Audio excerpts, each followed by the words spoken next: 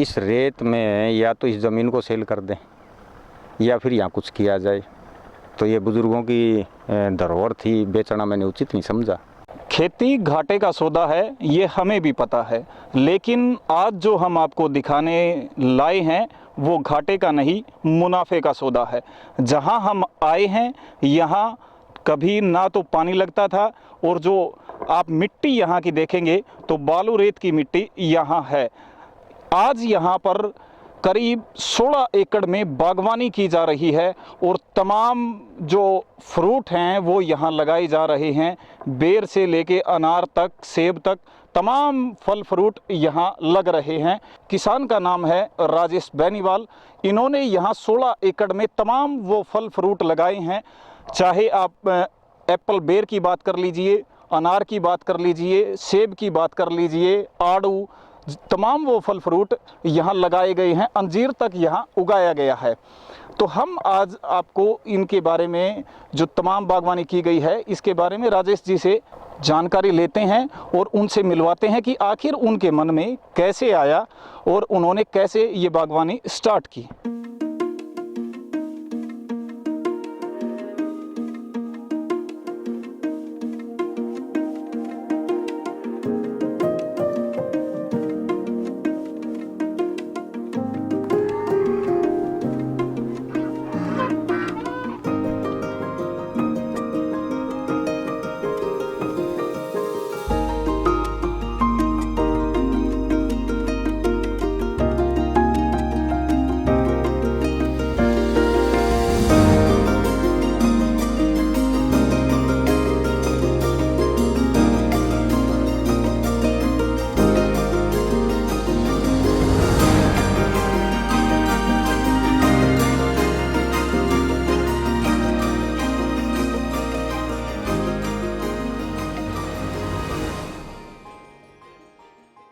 जो आपने पूरा बाग देखा है उसकी शुरुआत जहाँ से हुई है उस जगह हम खड़े हैं और हमारे साथ राजेश जी हैं। इनसे जानते हैं कि आखिर यहाँ से शुरुआत की गई, क्या मन में आपके विचार आया, किस तरह उसको प्लान बनाया गया और किस तरह इम्प्लीमेंट किया गया। ये सर प्लान तो ये बनाया गया कि इस रेत में या तो इस ज़मीन को सेल कर दें या फिर यहाँ कुछ किया जाए। तो ये बुज़ुर्गों की धरोहर थी, बेचना मैंने उचित नहीं समझा। तो इस रेत में क्या किया जा सकता है, स्टार्टिंग में कि बेर के बारे में सोचा गया, पता किया तो ये एप्पल बेर एक नई वैरायटी आई थी। तो ये इसके पौधे हमने गुजरात से मंगवाए और तकरीबन 7 एकड़ में परफेक्शन के साथ इसको इम्प्लीमेंट किया। साथ में ये कुछ अलग टाइप के पौधे नर्सरी के तौर पे लगाए थे, शौक के तौर पे। बाकी ये बाग मैंने स्टार्टिंग में एप्पल बेर का ही लगाया था 7 एकड़ में, और इसकी शुरुआत यहीं से हुई थी। ये जो पीछे जगह दिखाई दे रही है, कुछ तो दिखाई देंगे आपको कि पौधे लगे हुए हैं, ये नर्सरी के ही हैं। और ये शौक के तौर पे अलग अलग लगाए थे। ये फ्रूट हैं, आपका सीताफल है, ये अमरूद की है, L49 है, इलाहाबाद सफ़ेदा है, हिसार सफ़ेदा है, ये शौक के तौर पे है। और एप्पल बेर सर जिस टाइम आपने शुरू किया उसके कितने दिन बाद फसल देनी शुरू हुई थी? फसल तो जी हमने ये अगस्त में लगाया था और हमने फरवरी में ले लिया था। तकरीबन पहले साल, वैसे कहते हैं कि लेना नहीं चाहिए, लेकिन जैसा मैंने बताया कि बेर को छोड़ के आप ले लेते हैं किसी भी चीज़ को। इसकी वजह ये है कि हमें इस पौधे की वेजिटेटिव शरीर नहीं बनाना पड़ता, आप ये समझ सकते। इसको पूरा का पूरा काट देते हैं हम, यानी कि इसका तना या कनोपी नहीं बनानी पड़ती। इसलिए हमने स्टार्टिंग में लिया और तकरीबन 70 से 80 हज़ार का 7 एकड़ में बेचा था। नेक्स्ट ईयर ठीक रहा। तो इस बेर की हर साल नीचे से हम कटिंग करते हैं। आपको अभी ये इतना बड़ा बाग दिखाई दे रहा है, इसकी जून जुलाई में ये पूरा, अगर मैं फ़ोटो देखूँ, पूरा खेत खाली था। उसके बाद में इसको इस स्तर तक बढ़ाना, ले जाना, ये सारा इस ज़मीन में उपजाऊ शक्ति थोड़ी कम है, तो हमने मेंटेन करना पड़ता है। गोबर या खाद, अदर जो रासायनिक खाद डाल के, इसको गोबर बहुत ज़्यादा डालते हैं हम इसमें। इस पूरे में भी 50 एक ट्राली हमने गोबर इसमें बाग में डाला हुआ है। और ये शुरू में जब आपने शुरुआत की थी सर, कितना खर्च 7 एकड़ में आपको आया था? सर ये आपका सवाल किस तरीके से जवाब दूँ मैं, कि अगर आप प्लांट की बात करेंगे तो प्लांट खाली मेरे पास तकरीबन 2.5 लाख रुपए सिर्फ प्लांट का कॉस्ट थी। उसके बाद में सारी अगर फेंसिंग है, ड्रिप है, मतलब बहुत ज़्यादा कॉस्ट कह सकते हैं इसकी। नहीं, अगर कोई जिसके पास पानी पूरा है, ज़मीन भी उपजाऊ है, सारी चीज़ें हैं, वो किसान अगर लगाना चाहे वो सीधा, किसान अगर लगाना चाहे तो इसमें ड्रिप की आपको कोई ज़्यादा ज़रूरत नहीं रहेगी, या फ्लड में अगर करना चाहें तो उसमें बहुत ज़्यादा कॉस्ट नहीं है इसकी। और इनकम कितनी है? इनकम भी सर इसमें तकरीबन जो बेर जाता है 30-40 रुपये मैक्सिमम मार्केट में जाता है, वो भी अगर आप ऑफ सीजन में देते हैं तो। और प्रोडक्शन वाइज आप ये है कि ये जो बेर दिखाई दे रहा है, एक बात और मैं बताऊं कि ये बेर मेरा हाई डेंसिटी पे है। हाई डेंसिटी मतलब सघन है, 1 एकड़ में तकरीबन 400 प्लांट है, आप 200 भी लगा सकते हैं तो उसके पर पेड़ ज़्यादा फ्रूट देगा। हाई डेंसिटी पे वो फ्रूट कम देता है लेकिन मेंटेन होता है, और उससे भी कम लगा सकते हैं तो पर पेड़ तो नहीं बता सकते, पर पेड़ तो ये 20-25 किलो की आती है। लेकिन इसमें एक समस्या आती है हमारे यहाँ पक्षियों की, तोतों का नुकसान तकरीबन कॉस्ट जो प्रोडक्शन जितनी है उसका 20% से ज़्यादा सिर्फ तोते का नुकसान है। अगर इसके ऊपर हम नेट वगैरह करें तो उसकी कॉस्ट फिर और ज़्यादा बढ़ जाती है। पक्षियों का नुकसान बहुत ज़्यादा है इसमें, और तो बाकी कुदरत साथ दे तो ठीक है। प्रोडक्शन वाइज तो ये मैं बता सकता हूँ कि जितनी भी हमारे यहाँ तोते इतने ज़्यादा हैं कि कॉस्ट का 20 से 25% लॉस सिर्फ और सिर्फ तोते का है। बाकी डिजीज़ का है वो अलग है, अगर एक्सेस में वेट होएगा तो ये झाड़ियाँ टूट भी जाती हैं, तो ये है। लेकिन उससे पहले यहाँ कुछ होता ही नहीं था, साल भर में एक कोई फसल हुई तो हुई, नहीं हुई तो नहीं हुई। अभी ये कि कन्फर्मेशन है, ये धीरे धीरे डेवलप कर रहे हैं, तकरीबन सारा हो ही गया, अभी तो बाकी है वेट कर रहे हैं बस।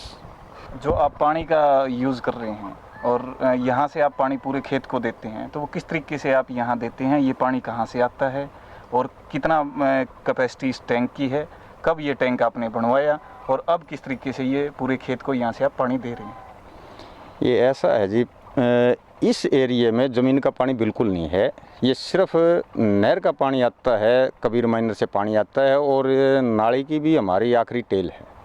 पानी यहाँ नए के बराबर है, तभी ये टैंक बनाया गया, और तकरीबन इसकी 44 लाख लीटर पानी की कैपेसिटी है। जो हमारे परिवार के यहाँ तकरीबन 32 एकड़ है, जिसमें से 16 एकड़ हमारे पास है, और उसमें तकरीबन 4 से 5 एकड़ में खेती होती थी। आज इसी पानी की वजह से हमें 16 एकड़ में तकरीबन बाग कर पा रहे हैं। ये सारा का सारा ड्रिप का ही कमाल है। और इसमें ये इसका फिल्ट्रेशन सिस्टम है, 3 सोलर लगे हुए हैं। पहले हमने इस इंजन से पानी देने की कोशिश करी थी, इसमें डीजल की कॉस्ट बहुत हो जाती, तकरीबन साल का 1 लाख से 1.5 लाख रुपए डीजल की कॉस्ट आती थी। उसके बाद में ये जो सरकार की स्कीम आई कि सोलर लगाओ आप, तो सोलर अप्लाई किए तो तकरीबन साल 1.5 साल बाद हमें सोलर मिले। तो अभी डीजल की खपत तो 0 है, और पूरा का पूरा बाग यहीं से मैनेज होता है। ये सेमी ऑटोमेशन पे है पूरा हमारा, और यहीं से सारी अलग अलग लाइनें आ गई। यहाँ से मतलब पाइप लाइन या कोई चेंजिंग करने के लिए हमें कहीं जाने की ज़रूरत नहीं। ये मतलब सेंटर यूनिट बना दी गई इसकी पानी के लिए। हाँ, पानी के लिए पूरे बाग के अलग अलग पार्ट बनाए गए, तकरीबन 6 पार्ट हैं, और आगे भी उनकी एक्सटेंशन की गई है। जो किन्नू के बाग की आगे हमने फिर 2 लाइनें बना दी, या बेर के लिए अलग से हमने 3 बना दी। तो ये यहीं से टोटल मेंटेन होता है, और जितनी ज़रूरत ही है उतना पानी जाता है। पानी समय अनुसार ही दिया जाता है, पानी की बहुत ज़्यादा इसमें बचत है। और ये इसका बेनिफिट ये है कि जितने हमने खाद या कोई दवा अगर ज़मीन में देनी रहती है तो ये वेंचुरी से हम दे देते हैं। और अभी हम ऑर्गेनिक पे चल रहे हैं थोड़ा, ये कुछ टैंकियाँ की है, आगे इसका एक्सटेंशन होने वाला, 15 या 20 ऐसी टैंकियाँ लगेगी, जिसमें ये अलग अलग टाइप की है। वेस्ट डिकम्पोजर है, NPK है, ये बवेरिया है, और इनका भी हम इसमें यूज़ करते हैं। और तकरीबन गोबर का बहुत ज़्यादा सालाना 100 ट्रालियों के आसपास हम इस पूरे बाग में गोबर का भी यूज़ करते हैं। केमिकल फर्टिलाइज़र भी रहता है, लेकिन धीरे धीरे हम उसको घटा रहे हैं। जिन चीज़ों को हम हल नहीं कर पाते तब हम केमिकल पे जाते हैं। और इसमें पर्सनल भी रख रखा है, ये तकरीबन 1-1.5 एकड़ हमने यहाँ टोटल 65 के आसपास वैरायटियाँ हैं। फ्रूट की अलग अलग है, कुछ फ्रूट की वैरायटियाँ हैं और अलग अलग फ्रूट भी हैं। तो मेनली जो बाग है मेरे पास एप्पल बेर का है, किन्नू का है, आड़ू और अमरूद का है। और लगा रखे हमने बहुत ज़्यादा मात्रा में, अलग अलग फ्रूट हैं यहाँ पे। मतलब जामुन की है 2-3 वैरायटियाँ मेरे पास, अंजीर की 3 वैरायटियाँ हैं, तो अमरूद की तकरीबन 13-14 वैरायटियाँ, ये पर्सनल यूज़ के लिए है। एप्पल की भी वैरायटियाँ हैं, अरमन 99 है, डोरसेट गोल्डन है, अन्ना है। 3 मेरे पास सेब की वैरायटियाँ हैं जो अभी ट्रायल बेस पे है। आड़ू की 4-5 वैरायटियाँ हैं। तो इस तरीके से करके अलग अलग, सिट्रस में कई वैरायटियाँ हैं, नींबू की 6-7 प्रजातियाँ हैं। ये बेसिकली सैंपल के तौर पे है। कमर्शियल मेरे पास 4 ही चीज़ें हैं और मेहमान नवाजी के लिए 65 वैरायटियाँ हैं। और फ्यूचर में ये है कि इसको एग्री टूरिज़्म के टारगेट लेके हम काम कर रहे हैं इसमें। तो ये जो पानी है सर, यहाँ मतलब इस पानी से आप पूरे जितना बाग है, जितने एकड़ में है, यहाँ से पूरी आपूर्ति हो जाती है इस पानी? आपूर्ति पूरी होती है जी, पूरी आपूर्ति होती है। बल्कि कई दफ़े थोड़ा बहुत सपेयर हो जाता है तो समाज सेवा में काम आता है। और पहले हमारे पास कमी रहती थी या ख़रीदना पड़ता था। अब टैंक बढ़ने से बहुत ज़्यादा सहूलियत रही। इसमें गवर्नमेंट ऐड है, तकरीबन 100% गवर्नमेंट कम्युनिटी टैंक पे देती है। और पर्सनली शायद 70 या के आसपास परसेंटेज रहता होगा। ड्रिप पे भी सब्सिडी है। ये स्कीमें अच्छी है, सोलर की स्कीम सरकार की अच्छी है। तो ये पानी जो सर, पानी पहुंचाने के लिए 16 एकड़ में आप बाग कर रहे हैं, पानी पहुंचाने के लिए कितना खर्च आपको करना पड़ा है? कितना तो अब टोटली है जी, बहुत ज़्यादा खर्च पानी का है। अब ये तकरीबन 7.5 लाख के आसपास सरकार की सब्सिडी मिली इस टैंक में। 11 लाख से ऊपर मेरा बजट रहा है। और ड्रिप पानी के लिए ही है टोटली। ये जो आपको यूनिट दिखाई दे रही है, टोटली ये पानी के लिए ही तो है। पानी के बगैर तो खेती पॉसिबल ही नहीं ना। तो ये किस चीज़ को आप पर्टिकुलर कॉस्ट पूछ सकते हो, भाई किस चीज़ की क्या कॉस्ट है। अभी जिस तरह ये पर्सनल नाली बनानी पड़ी है, तकरीबन 1 लाख का बजट इस नाली पे है। नाली बनाने का, उसको पैक करने का, ऊपर से पत्थर लगा के बंद कर दिए, इक्वल आपको दिखाई दे रहा है। तो पर्टिकुलर कॉस्ट आप पूछ सकते हो। और इस टैंक की खासियत ये है कि हम सरफेस लेवल तक, ऊपर टॉप तक इसको भर सकते हैं। मेरा कहना ये है सर कि अगर कोई किसान जिस स्टार्टअप करता है, 1 एकड़ से वो लेके चलता है, तो मिनिमम कॉस्ट उसको कितनी पड़ने वाली है?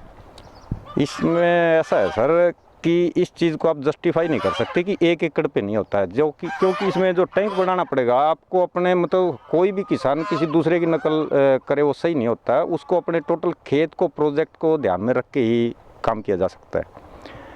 1 एकड़ में आपको टैंक भी चाहिएगा, आपको ये मीडिया फिल्टर या जो फिल्ट्रेशन सिस्टम भी आपको चाहिएगा। चाहे वो 1 एकड़ में लगाओ या 10 एकड़ में लगाओ या 20 एकड़ में लगाओ, वो तो सिंगल इन्वेस्टमेंट है, वन टाइम इन्वेस्टमेंट। और वो दूसरे एकड़ के लिए अलग से नहीं करनी पड़ेगी आपको। तो वो सारी की सारी 1 एकड़ पे तो बहुत ही ज़्यादा कॉस्ट लगेगी अगर इस लिहाज से आप कैलकुलेट करेंगे तो। लेकिन आपको पूरे के जो आपका खेत है उसका पूरे में प्लान करके और स्टेप बाय स्टेप करेंगे, तब आपको मतलब एंड में कितनी कॉस्ट पड़ेगी वो देखने की बात है। तो आपकी क्या राय है, किसान अगर शुरू करना चाहिए तो वो कैसे शुरू कर सकता है? किसान मेरी राय ये है सर कि किसान शुरू करना चाहे तो अपने टोटल खेत का प्लान करे 100% और उसको अपने बजट अनुसार part time step by step आप करते चलो। मैंने भी ऐसा ही किया था। टोटली किसान की स्थिति बड़ी ख़राब है, तो इसमें आपको जो प्लान करना पड़ता है अपने बजट के अकॉर्डिंग करना पड़ता है, गवर्नमेंट फैसिलिटी के अकॉर्डिंग करना पड़ता है और अपनी सर्कमस्टांसिस या किस इन्वायरमेंट कर रहा है। जिस तरह हमारे यहाँ क्लाइमेट की एक्सट्रीम कंडीशन है, यहाँ माइनस में भी जाता है टेम्परेचर और 50 डिग्री से ऊपर भी जाता है। दूसरा ये बालू रेत है यहाँ, तो बालू रेत की डिसएडवांटेज ये रहती है कि ये पौधे बड़ी मुश्किल से पनपते हैं, जल जाते हैं। गर्म रेत उड़ती है तो उसका कोई बचाव कर नहीं सकते आप। तो ये एक अलग बात है कि मेरे ख्याल से हर किसान को अपने खेत के अकॉर्डिंग और अपने बजट के अकॉर्डिंग ही प्लान करना चाहिए। इकट्ठी प्लानिंग आप नहीं कर पाएंगे अकेली एग्रीकल्चर इनकम से। ये बताइए कि जिस तरह आपने अब ये टैंक बनाया है, अगर ये टैंक नहीं बनाते तो दूसरा ऑप्शन है कोई कि किस तरीके से बाग को पानी दिया जा सकता है? नहीं, दूसरा ऑप्शन ऐसा है जी मेरे पास तो है नहीं, और किन्हीं किसानों के पास हो सकता है। जिस तरह ग्राउंड वाटर अगर उनके पास है तो उनको टैंक की ज़रूरत नहीं रहती।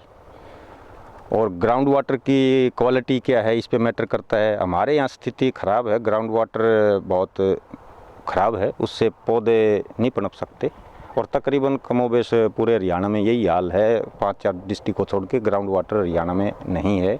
और ग्राउंड वाटर के साथ भी है कि उसका बहुत ज़्यादा लोग फ्लड इरिगेशन करते हैं तो उससे बहुत ज़्यादा पानी निकलता है, तो वाटर लेवल भी नीचे जा रहा है। तो ये आप एक बटन में यहाँ से जहाँ आप पानी देना चाहते हैं, जिस भाग में देना चाहते हैं, वहाँ यहीं से आप मैनेज कर सकते हैं। बिल्कुल बिल्कुल बिल्कुल कर सकते हैं सर, ये कर ही रखा है। बल्कि जनरली लोग अलग अलग चेंज करने के लिए आपको दूसरी जगह वाल जाना पड़ता है। ये हमने स्टार्टिंग से यहाँ में, इसमें स्टार्टिंग में तो कॉस्ट बहुत ज़्यादा लगती है इसकी, क्योंकि यहाँ से 6 या 8 या जितनी भी आपके खेत के अकॉर्डिंग लाइनें निकलती है।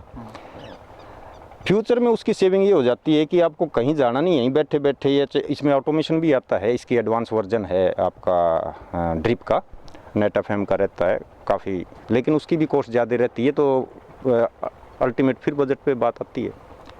तो इसमें भी बजट काफ़ी लगा। यहाँ से हमने ये 6 लाइनें निकाली, पूरी ये 7-8 एकड़ की लंबाई तक जाता है। और अंदर भी हमने पार्टीशन किए। इसमें हमने फ्लड का भी ऑप्शन रखा है इन्हीं पाइपों से, और हम रेन पाइप भी यूज़ करते हैं, स्प्रिंकलर यूज़ करते हैं। ऑनलाइन ये जो ड्रिप में 2 ऑप्शन रहते हैं, एक रिंग बना के आप पौधे के चारों तरफ रिंग बना के कर सकते हो, या फिर आप ऑनलाइन कर सकते हो पूरी की पूरी। पर टोटल प्रोविज़न हमने इसमें किए है।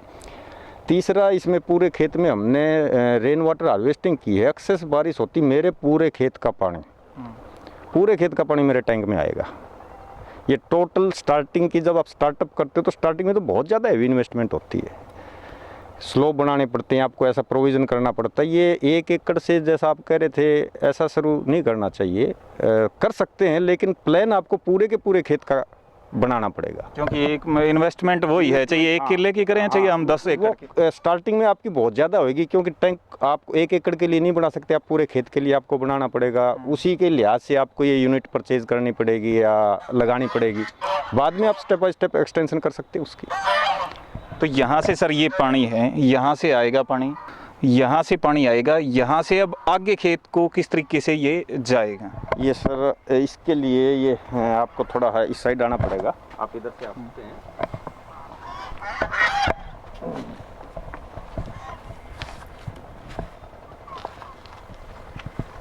ये तकरीबन 1.5-2 किलोमीटर दूर से ये मेरा इनलेट है जी, वाटर कोर्स है, इससे पानी आता है। इसमें जो गड्ढा दिया हुआ ये कचरे से बचने के लिए दिएगा, इससे ये टैंक में आता है। टैंक से हमने 4 ऑप्शन रखे हैं, 3 हमारे पास ये सोलर लगे हुए हैं, एक डीजल पंप भी लगा हुआ है। तो ये सारी कनेक्टिविटी ये इनलेट हो गया जी। हम जो सा चाहे सोलर चला सकते हैं, अगर डबल लाइन चलानी पड़ती है तो डबल लाइन भी चला सकते हैं। इन केस ऑफ इमरजेंसी इस सीज़न में अगर हमें रात को पानी देना पड़ता है तो उसके लिए हमने डीजल पंप रखा हुआ बाकायदा, जिसका कि नए के बराबर हम यूज़ करते हैं। कोशिश करते हैं कि दिन ही में पानी दे लिया जाए। यहाँ से आने के बाद में इसकी सबकी कनेक्टिविटी है जी। इसके बाद में ये बड़ा जो टैंक आ रहा है, इसको मीडिया फिल्टर बोलते हैं, इसको फिल्ट्रेशन करता है। फिल्ट्रेशन के बाद में ये इनलेट है सर इसका, ये इनलेट पानी यहाँ से आता है और इसके अंदर फिल्ट्रेशन होके आगे सप्लाई होती है इसकी। इसके बाद में इनसे हम खाद वगैरह देते हैं, वो ऑर्गेनिक हो या वेस्ट डिकम्पोज। खाद यहीं से आप दे देते हैं? टोटल खाद यहीं से दी जाती है, सिवाय गोबर की खाद के। गोबर की खाद है, जैसे ये सरसों की खड़ी है, इनको मैनुअली डलवाना पड़ता है, ये इससे नहीं जा पाती। बाकी जो रासायनिक है या जो ऑर्गेनिक है, ये इस टाइप के, ये दवाइयों का कोई छिड़काव करना है तो दवाइयों का स्प्रे तो आपको करना ही पड़ेगा। बाकी जो जड़ों की बीमारियों के लिए जनरली दवाइयाँ देनी पड़ती है या दीमक से बचाव के लिए देनी पड़ती है, वो हम यहीं से मैनेज करते हैं, पानी के साथ मैनेज करते हैं जी। और ये वेंचुरी से दवाई दी जा सकती है। जब ये चौक होता है तो इसका बाकायदा फिल्ट्रेशन रहता है। जब दवाइयाँ मिक्स होने के बाद में अगर दवाइयों के कोई कण आगे जाते हैं तो फिर ये 130 माइक्रोन तक ये फिल्ट्रेशन कर देता है और आगे पूरा साफ पानी जाएगा दवाई मिक्स होके। इसमें वाटर सोल्यूबल खादें ही दी जाती है। अब ये 16 एकड़ के लिए आपने यहाँ ये 6 पाइप लगा रखी है? ये 6 पाइप नहीं सर, ये 6 पाइप लाइनें हैं कि जहाँ तक खेत है वहाँ तक जाती है ये सारी, यहीं से सारी की सारी लाइनें जाती है और यहीं से हम मैनेज करते हैं इसके। बेसिकली ये इसका एक्सटेंशन होना अभी बाकी है, इसमें कंट्रोलर हमने लगाया हुआ नहीं अभी। तो कंट्रोलर के बाद में हम इसका प्रोग्राम कर सकते हैं, कंप्यूटराइज मैनेज हो सकता है ये। फिलहाल ये मैनुअल है। तो इसको चलाने के लिए सर ये सोलर जो आपने लगा रखा है, इसकी कैपेसिटी कितनी है? सोलर की कैपेसिटी सर फिलहाल 7.5 HP की जो है मोटर है वो काम कर रही है और ये सफिशिएंट है। कभी कभी ज़रूरत पड़ती है कि 10 HP की भी हम यूज़ कर लेते हैं, लेकिन 7.5 से 10 HP मेरे खेत के अकॉर्डिंग, क्योंकि मेरी लेंथ बहुत ज़्यादा है, पाइपों की लंबाई तकरीबन 10-12 एकड़ की लंबाई तक जाते हैं ये, तो उसमें पावर ज़्यादा चाहिए आपको। 63 mm की इसमें पाइप रहते हैं फिल्ट्रेशन में, पाइपलाइनों में, तो मैनेज हो जाता है। मेरे लंबाई भी ज़्यादा है और प्लस में इससे 10 फीट हाइट तक पानी जाता है। कितने एकड़ से आपने यहाँ शुरुआत की, कितने एकड़ तक आपने अब तक यहाँ क्या क्या फ्रूट लगा दिए हैं, बाग लगाए हैं, और किन किन बागों का यहाँ फल आना शुरू हो गया? ये जी शुरुआत तो हमने 7 एकड़ के एप्पल बेर से की थी, जिसमें तकरीबन 100 प्लांट हमने अपने अनार के लगाए थे जो सुपर भगवा वैरायटी थी, और अब फ़िलहाल तकरीबन 16 एकड़ हम डेवलप कर चुके हैं, जिसमें अमरूद भी है और किन्नू है, आड़ू है, और तकरीबन 60-65 वैरायटी ऑफ फ्रूट्स है। और जो प्रोडक्शन की बात करें तो बेर की प्रोडक्शन स्टार्ट हो गई है और किन्नू का सैंपल इस बार हमारे पास आया था, बाकी आड़ू का सैंपल भी आया था कुछ, फालसा लगा हुआ है, फालसे का क्रॉप हमने पिछली बार ली है, अनार कंटिन्यू है, बाकी जो अमरूद का है और जो आड़ू का बाग लगा रखा है उसकी फसल नेक्स्ट ईयर से स्टार्ट होगी। 2017 में आपकी यहाँ शुरुआत हुई है। 2017 से पहले क्या आप यहाँ बोते नहीं थे सर, अपने आप ही होता था, जो भी झाड़ होते थे यहाँ, कभी बारिश होगी तो चना हो गया तो हो गया, इसके सिवाय कुछ नहीं। और नीचे के 4-5 एकड़ में सरसों या गेहूँ लगा लो, या 1-2 एकड़ में कॉटन, बस। इसके लिए पहले आपने कोई ट्रेनिंग वगैरह ली, कहीं से कोई सीखा? नहीं, कोई ट्रेनिंग नहीं ली जी। एक दफ़े ट्रेनिंग के लिए उचानी तो मैं गया था बेसिकली, लेकिन वो पोली हाउस की थी, फ्लोरिकल्चर पे हम काम करना चाह रहे थे, लेकिन फ्लोरिकल्चर से फिर पीछे हटके ये डेवलप किया है। बाकी कोई ट्रेनिंग नहीं, मैंने बताया ना कि बचपन से शौक़ है और जानकारी ज़रूरत के हिसाब से लेते रहे। जहाँ जिस चीज़ की जानकारी चाहिए थी मैं वहाँ चला गया।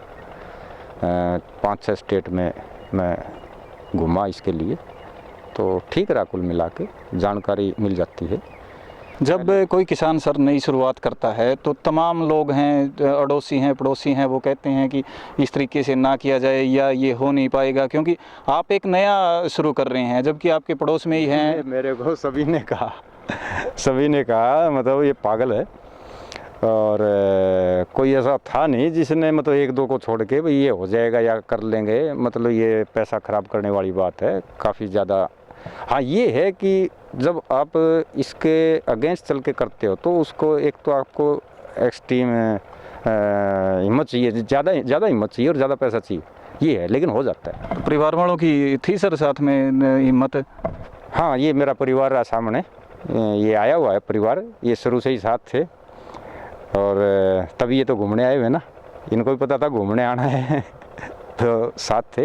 ये मेरा भतीजा है, भाभी है, दोनों भतीजे हैं मेरी, एक भांजी है, ये आए हुए घूमने, ये तो बाई चांस आ गए इनको पता नहीं था। अब आगे का क्या प्लान है सर आपका? आगे का सर एग्री टूरिज़्म पे जाएंगे हम, ये पूरा तकरीबन डेवलप हो जाएगा 1 साल बाद, तो उसके बाद में ज़्यादा मेहनत नहीं रहेगी और रनिंग कॉस्ट है वो निकलना स्टार्ट हो जाएगी। उसके बाद में स्टार्टिंग से ये था कि एग्री टूरिज़्म पे भी कंसंट्रेट करना है। जो लोकेशन है हमारी ये शहर के नज़दीक की है, और अब तो ये रोड वोड आप देख ही रहे हैं, ये बाग से पहले ये नहीं था, तो सेकंड ऑप्शन वही है। सर, सरकार की तमाम स्कीमें आती हैं, सरकार तमाम दावे करती हैं, बागवानी को लेकर ये किया जा रहा है, तो आप किस तरीके से देखते हैं? क्या किसानों को वो सारी स्कीमों का लाभ मिल पाता है? आपको मिल पाया है, नहीं मिल पाया है? देखो जी, सरकार की स्कीमें बहुत ज़्यादा हैं, और सच कहूँ तो सारी स्कीमें मैं तो सही मानता नहीं कि सारी स्कीमें ही सही हैं। तो उन पे एक तो बहुत ज़्यादा वज़न फार्मर पे रहता है कि कुछ स्कीमें अच्छी है सरकार की, जैसे टैंक की स्कीम है, बहुत बढ़िया है, सोलर दे रहे हैं, बहुत बढ़िया है, और आपका ड्रिप की है, अच्छी है। अभी मैं बताऊं आपको, खाद की स्कीम है, जैसे खाद की स्कीम बेशक से डिपार्टमेंट को पता है कि मेरे पास 4000 प्लांट है, लेकिन कहेगा जी एक फार्मर को तो हम 4 देंगे या 5 देंगे, कट्टे। और मैं कहा डॉक्टर साहब कितना डालना है? बोले जी 1 किलो डाल दो आप, ये नीम का खाद डालते हैं। तो मैं कहा जी पर प्लांट? बोले हाँ। तो मैं कहा जी 4000 का कैसे करें? उस स्कीम की ज़रूरत ही क्या थी? पीछे भी सरकार ने वेस्ट डिकम्पोजर पे 50% सब्सिडी दी, जो कि मात्र 20 ही रुपये का है। उसमें 10 रुपये सब्सिडी, क्या ज़रूरत थी उस चीज़ की? तो ये पता नहीं कैसी स्कीमें, मतलब काफ़ी स्कीमें सही नहीं है, सोचना चाहिए, ये स्कीमें नहीं बनानी चाहिए। प्रैक्टिकल इसी जो स्कीम बनाते हैं ना, उसमें बेसिकली जिन लोगों को ज़रूरत है उनका शामिल होना ज़रूरी है, जो प्रैक्टिकल कर रहे हैं। जो स्कीमें काफ़ी अच्छी भी हैं, पानी बचाने के लिए काफ़ी अच्छी स्कीम है ये जो टैंक की। तो सरकार के जो लोग स्कीमें बनाते हैं और वो पॉलिटिकल लोग होते हैं, लेकिन एडमिनिस्ट्रेटिव में भी उन लोगों का प्रैक्टिकल नहीं होता। सबसे बड़ी सच्चाई ये है। बजट ज़्यादा दिखाता है, लगता ज़्यादा है, लेकिन ज़मीन पे कितना लग पाता है? और लागू करने के लिए अब फार्मर अगर दफ्तरों के, जैसे कि अभी सोलर की स्कीम चल रही है, सोलर ट्यूबवेल के लिए कितने आप देखो, बहुत लोग इच्छुक हैं लेकिन मिल नहीं पाएंगे। या सरकार की जो स्कीम रहती है कि मतलब उसका जस्टिफाई करना चाहिए कि आप क्या देंगे क्या नहीं देंगे। बहुत सी स्कीमों की ज़रूरत है नहीं, लेकिन वो मद बढ़ाने के लिए भाई हमने हर चीज़ पे सब्सिडी दे दी या दे रहे हैं, तो उसकी ज़रूरत नहीं होती। बेसिकली फार्मर सबसे ज़्यादा जानता है कि उसको क्या चाहिए। असल सच बताऊं, कड़वा सच, तो कड़वा सच ये है कि एग्रीकल्चर को सरकारें ही डैमेज कर रही हैं, और सरकारों ने ही डैमेज किया है। रासायनिक किसानों ने थोड़ा ही किया था। जब यहाँ हरियाणा एग्रीकल्चर यूनिवर्सिटी स्टेबल हुई, तब हमारा गांव वो था, तब डॉक्टर लोग आते थे कि आप ये खादें डालो, तब फार्मर डालता थोड़ा ही था। तो सरकारों ने कहा, तब देश को अनाज की ज़रूरत थी। आज देश की आबादी खाना खा पाए, इसकी कीमत फार्मर दे रहा है। फार्मर पे लायबिलिटी है कि महंगाई ना बढ़े। ये टेक्निकल बातें बता रहा हूँ, मैं एडवोकेट भी हूँ, आपको बता दूँ। तो सारा भार जो सब्सिडाइज कर रहा है, देखो ये बड़े बड़े उद्योगपति है, और कहाँ मतलब सब्सिडी का मतलब क्या बैठता है? आप उसको किसान को भाव दो या उसके फेवर की पॉलिसीज़ बनाओ।